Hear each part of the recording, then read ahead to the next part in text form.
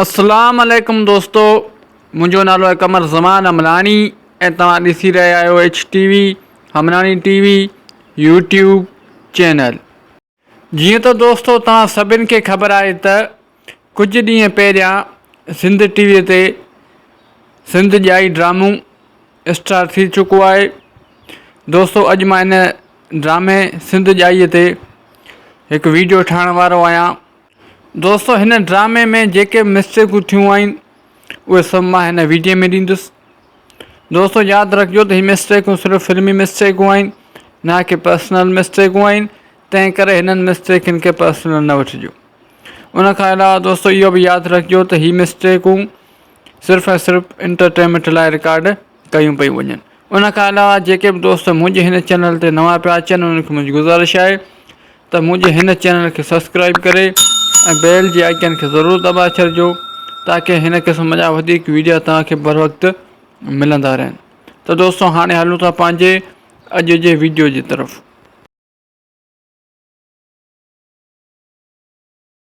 Mistake number 1, क़िस्त number 1।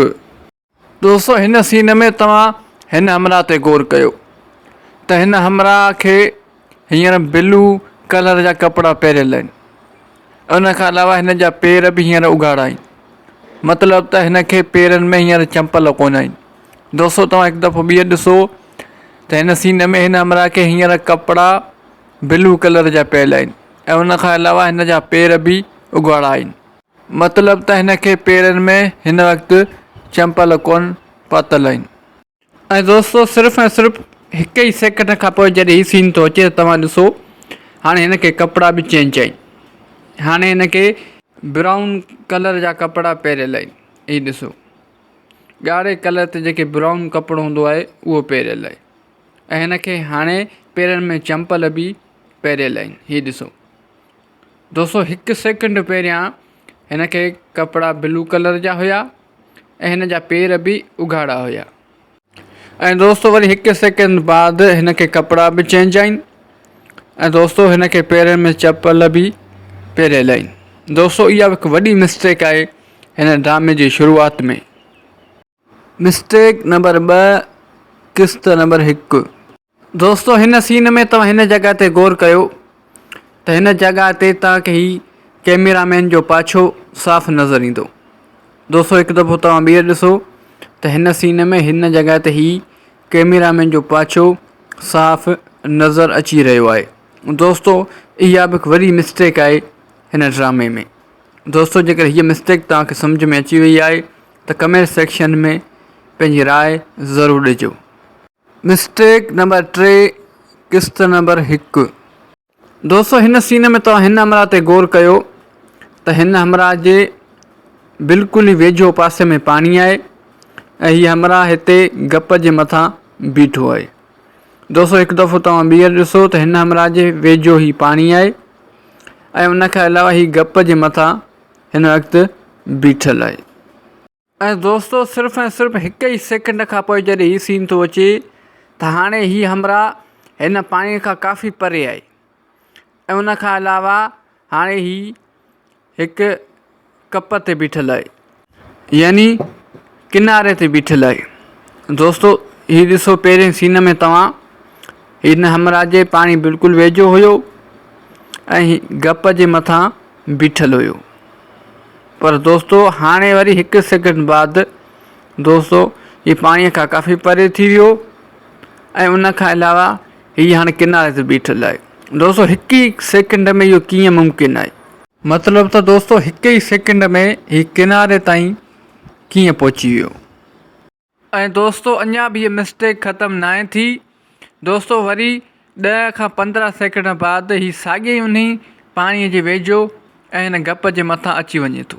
दोस्तों 10 या 15 सेकेंड बाद त दोस्तों पहिरियां ही गप ऐं पाणी जे वेझो बीठल हुयो ऐं बाद में वरी हिकु ई सेकेंड खां पोइ किनारे ते पहुची वियो ऐं दोस्तों वरी 10-15 सेकेंड खां पोइ वरी बि अची पाणीअ जे गप जे वेझो थियो। त दोस्तों आख़िर इहा ख़बर नथी पवे त हीउ शख़्स हिक खां ॿी जॻह ते टपा छो पियो ॾिए। दोस्तों जेकर हीअ मिस्टेक तव्हांखे सम्झ में न आई हुजे त तव्हां क़िस्त नंबर 1 रिपीट ॾिसी सघो था। मिस्टेक नंबर 4 किस्त नंबर 1। दोस्तों हिन सीन में तव्हां हिन जॻह ते ऐं हिन ॿकरी जे मथां कैमरामैन ऐं उन खां अलावा ॿियनि माण्हुनि जो पाछो ॾिसी सघो था। दोस्तों हीउ ॾिसो, ॿिया माण्हू गुज़रंदा था वञनि, उन्हनि जो पाछो बि आहे ऐं उन खां अलावा कैमरामैन जो पाछो बि साफ़ नज़र अचे थो।